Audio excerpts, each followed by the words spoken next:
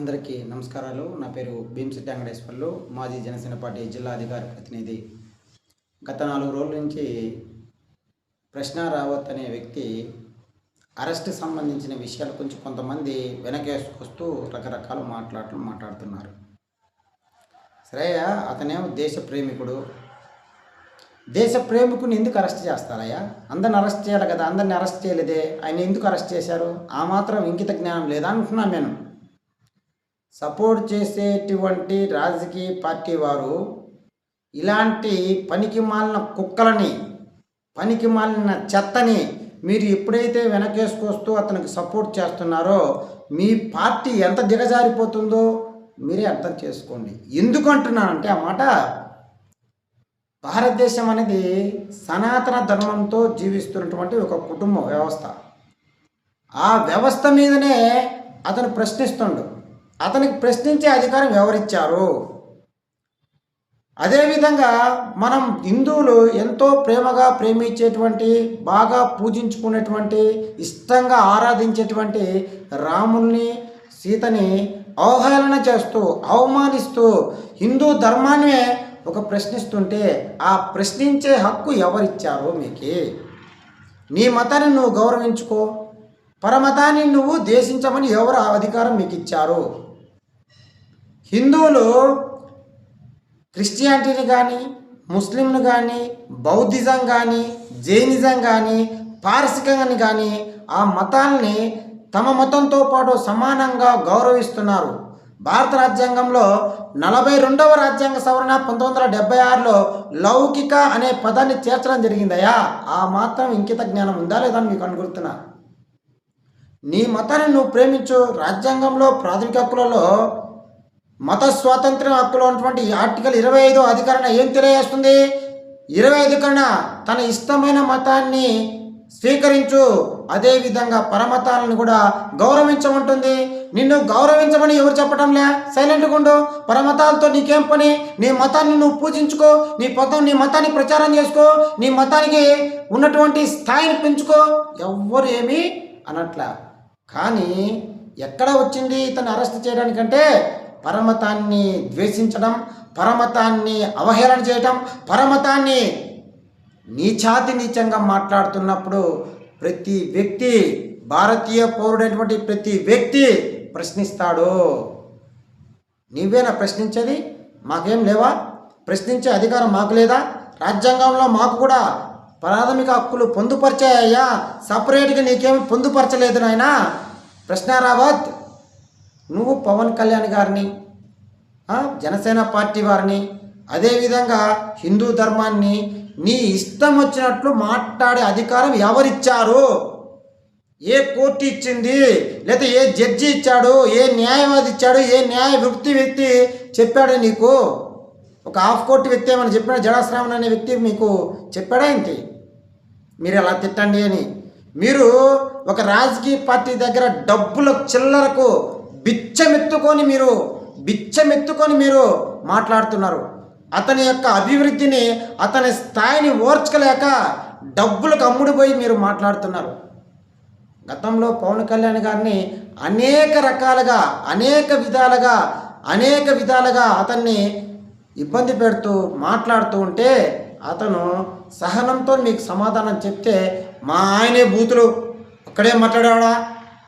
పవన్ కళ్యాణ్ మాట్లాడిండా? పవన్ కళ్యాణ్ ఏం మాట్లాడిందా? నీలాగా మాట్లాడిండా? ఒకసారి పరిశీలించండి. నువ్వేం మాట్లాడావో నీ యూట్యూబ్లో ప్రశ్న రావత్ అనే వ్యక్తి నీ యూట్యూబ్ ఛానల్ అభివృద్ధి కోసం, నీ యొక్క ఛానల్ హైప్ కోసమో లేకపోతే డబ్బుల కోసం, చిల్లర కోసమో నువ్వు మాట్లాడినావు. ఇంత సిగ్గు లేకుండా మాట్లాడి మళ్ళీ దాని వెనక కొంతమంది వ్యక్తులు, ఈ ప్రకాష్ రాజ్ గడ్ అనే ఒక పుల్కాగాడు, పనికి మాలిన పుల్క, అది తినటానికి కూడా పనికిరాని సత్త పుల్కది, నువ్వు వాడు మాట్లాడతాడు. దేనికి మాట్లాడతాడా వాడు? ప్రశ్న రావత్ అనేవాడు నేను దేశాన్ని ప్రేమించను అంటాడు, నేను నక్సలిజాన్ని ప్రేమిస్తా అంటాడు, నాకు హిడ్మా ప్రేమికుడు అంటాడు వాడు. ఉగ్రవాదులు సపోర్ట్ చేసి మాట్లాడతాడు, భారతీయ మహిళలను అవహేళన చేస్తూ మాట్లాడతాడు. వీడికి ఎవడిచ్చాడు ఈ హక్కులన్నీ? వీడి సంఘ ద్రోహి కదా, వీడి దేశ ద్రోహి కదా. వీడి వెనకేసుకొస్తున్నటువంటి చాలామంది వ్యక్తులు అంబేద్కరిజం అని అని మాట చెప్పుకొని, క్రిస్టియానిటీ అని మాట చెప్పుకొని మేము అంతా ఆయనకు సపోర్ట్ అని మాట్లాడుతుండ్రు. ఎవరైనా మాట్లాడడానికి ఆ అధికారం ఎవరిచ్చారని మేము అడుగుతున్నాం. ఒక వ్యక్తిగా, ఒక సామాన్యుడిగా, ఒక జనసేన పార్టీ నాయకుడిగా నేను అడుగుతున్నా, మీరు ఎవరైనా సమాధానం చెప్పండి. మిమ్మల్ని ఏదైనా కులపరంగా కానీ మతపరంగా కానీ ఏదైనా మాట అంటే ఎస్సీ ఎస్టీ అట్రాసిటీ కేసు అంటారు. మరి యువతల వాళ్ళని అన్నప్పుడు ఏం కేసు పెట్టాలి మీ మీద? దేశద్రోహి కేసు పెట్టాలి కదా మీకు. 4 సార్లు బెయిల్ వచ్చింది. ఈయన పుణ్యాత్ముడు, ఈయన మీద అరెస్ట్ చేయకూడదు. అబ్బా ఈయన యూట్యూబరు, ప్రశ్నించే గొంతు నొక్కుతున్నారు. దేనికి ప్రశ్నిస్తున్నావు? పవన్ కళ్యాణ్ అయినా తప్పు చేశాడా? ప్రభుత్వం ఏదైనా తప్పు చేసిందా? ప్రభుత్వంలో ఉన్న లోపాలు, అవినీతిని అది ఎండగట్టండి. మీరు తప్పుంటే పవన్ కళ్యాణ్ ఇది అరాచకం చేశాడు, ఈ అవినీతి చేశాడు, ఈయన చేసినటువంటి పనుల్లో డొల్లతనం ఉంది, అవి ప్రశ్నించండి. అది రాజకీయము. ఇలా చెత్తవాడు వాక్కుంటూ ఇంటి వాళ్ళని, బయటి వారిని, బయట కులాల వారిని, బయట మతాల వారిని, బయట ఉన్నటువంటి ఎవరిని వదిలిపెట్టకుండా నీ ఇష్టాచారంగా మాట్లాడటం కరెక్టా అని నేను అడుగుతున్నా. దానికి వెనకేసుకొని ఈ ఆఫ్ కోర్ట్ ఆయన జడా శ్రావణ్ గారు, ఈయన పెద్ద మేధావి అనుకుంటాడు. అంబేద్కర్ తర్వాత నేనే పెద్ద మేధావి అంటున్నాడు. ఎఫ్ఐఆర్ ఎట్లా అయింది తెలియదు.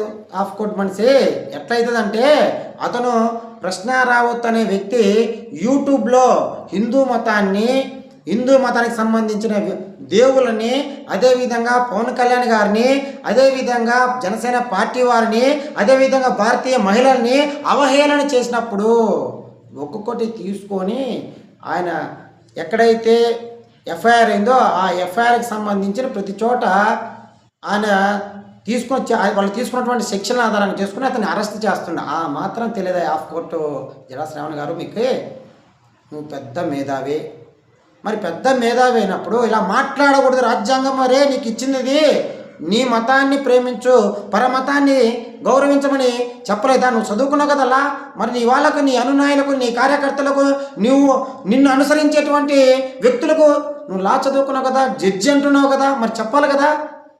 రాజ్యాంగం యొక్క ఔన్నత్యాన్ని గురించి, రాజ్యాంగం యొక్క విధి విధానాల గురించి, రాజ్యాంగంలో పొందవలసిన ఫండమెంటల్ రైట్స్ గురించి ఎందుకు తెలియచేయలేదు జడా శ్రావణ్? నువ్వు రాజకీయ లబ్ధి కోసము తెలుగుదేశం పార్టీ కాడ 5 కోట్లు నియోజకవర్గానికి ఒక్కొక్క 5 కోట్లు ఇవ్వండియా, 5 సీట్లు ఇవ్వండియా, నేను పెద్ద నాయకుడిని అన్నావు. వాళ్ళు ఇవ్వలే. ఆ అక్కసుతో వాళ్ళ మీద మాట్లాడు. వాళ్ళు పొత్తుకు రాలేదేమో, వాళ్ళ మీద మాట్లాడు. మాకేం సంబంధమో? పవన్ కళ్యాణ్కి ఏం సంబంధమో? నువ్వు పవన్ కళ్యాణ్ అడిగింటే పవన్ కళ్యాణ్ వచ్చానంటేమో, లేదా రమ్మనుడేమో. ఇవి పోగొట్టుకొని ఎవరో నిన్ను అన్యాయం చేస్తే వాళ్ళ మీద మాట్లాడకుండా పవన్ కళ్యాణ్ మీద ఏం చేసింది నిన్ను? నీ చేతగాక పక్క పార్టీల దగ్గర చిల్లరికి అమ్ముడుపోయి ఒక బిచ్చగాళ్ళలాగా తిరుగుతూ నువ్వు నేను పెద్ద తెలివి కల్లోనే పేర్కొంటున్నావు. అది మీ బతుకు. ప్రతి ఒక్కడికి మీకే హక్కులు కాదు, ప్రతి ఒక్కరికి ఉంటాయి హక్కులు. ప్రతి ఒక్కరికి మతం ఉంటుంది, ప్రతి ఒక్కరిని గౌరవ మర్యాదలు ఉంటాయి. తన యొక్క సహనం కోల్పోయినప్పుడు ఏమవుతుందంటే ఇలానే అవుతుంది. జడా శ్రావణ్ చెప్పండి. నీ యొక్క యూట్యూబర్కి ప్రశ్న రావద్దు. ప్రశ్నించే గొంతు ఒక తెలంగాణ నుంచి మాట్లాడుతుంది. తెలంగాణ అబ్బాయిని ప్రశ్నిస్తుంది. దేని మీద ప్రశ్నిస్తున్నావు? దేని మీద ప్రశ్నిస్తున్నారు మీరు? ప్రభుత్వంలో అవినీతి జరిగిన దాని మీద ప్రశ్నించండి. పవన్ కళ్యాణ్ తప్పు చేస్తే ప్రశ్నించండి. చంద్రబాబు నాయుడు గారు చంద్రబాబు నాయుడు తప్పు చేస్తే ప్రశ్నించండి. లోకేష్ గారు తప్పు చేస్తే ప్రశ్నించండి. ప్రభుత్వం మీద ప్రశ్నించండి. అబ్బా తప్పులేదు. ఈ వ్యక్తిగత విషయాల మీద ఎవరు మాట్లాడడానికి మీకు హక్కు ఇచ్చారు రాజ్యాంగపరంగా? ఇలాంటి తిక్క మాటలు మాట్లాడి రాష్ట్రంలో అస్థిరపరిచి కులాల మధ్య, మతాల మధ్య విద్వేషాలు రెచ్చగొట్టి మీ రాజకీయ లబ్ధి కోసము శాంతియుతంగా ఉన్న సమాజాన్ని విచ్ఛిన్నం చేయాలని ఒక రాజకీయ పార్టీ చేస్తే, ఆ రాజకీయ పార్టీ యొక్క విధి విధానాలకు మీరు అమ్ముడుపోయి, చిల్లరకు పనికి మాలిన చెత్తకు అమ్ముడుపోయి, మీ ఆత్మగౌరవాన్ని, మీ యొక్క ఉన్నటువంటి ఆ విలువల్ని తగ్గించుకొని, తాకట్టు పెట్టుకొని అమ్ముడుపోతున్నారు మీరు. ఇంతకంటే నీచమైన దిగజారునటువంటి వ్యవహార శైలి ఏమైనా ఉందా అని నేను ప్రశ్నిస్తున్నాను.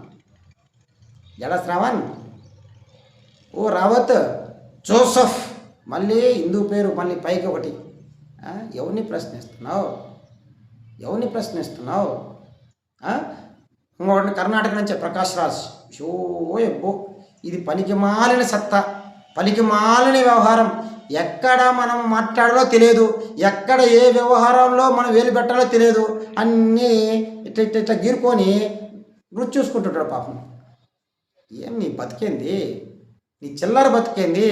నీ బతుకు సరైనటువంటి ప్రతి విషయం మీద మాట్లాడాలి. వాడు దేశద్రోహి అబ్బా, వాడు దేశాన్ని ప్రశ్నిస్తుండు, హిందూ ధర్మాన్ని ప్రశ్నిస్తుండు. ఆ ప్రశ్నించే హక్కు ఎవరికి ఇచ్చిండ్రు? ఎవరిచ్చిండు మీకు? ఇలాంటి దేశద్రోహులకు సపోర్ట్ చేసే రాజకీయ పార్టీలు కానీ, రాజకీయ నాయకులు కానీ, ప్రముఖులు కానీ మీరు కూడా దేశద్రోహులే.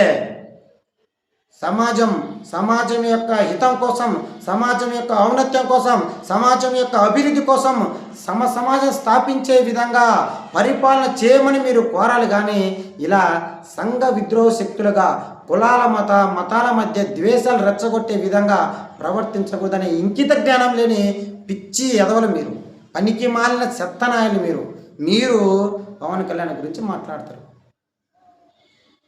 ఒళ్ళు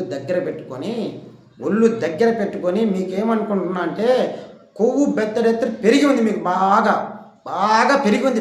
మీరు ఎవరిని మీ ఫేమ్ కోసం మాట్లాడుతున్నారో ఆ ఫేమ్ అణుగుతుంది, ఖచ్చితంగా అణుగుతుంది. జాగ్రత్త. ఒళ్ళు దగ్గర పెట్టుకొని ఉండండి, ఒళ్ళు దగ్గర పెట్టుకొని మాట్లాడండి. మిమ్మల్ని సంబోధించేటప్పుడు గౌరవం సంబోధించి ఇచ్చి పుచ్చుకోవడం నేర్చుకోండి. ఫస్ట్ ఇచ్చి పుచ్చుకోవడం నేర్చుకోండి. లేకపోతే నువ్వెంతంటే నీకంటే 10 ఇంతలనే స్థాయి మాకుంది, గుర్తుపెట్టుకో. జై హింద్, జై జనసేన.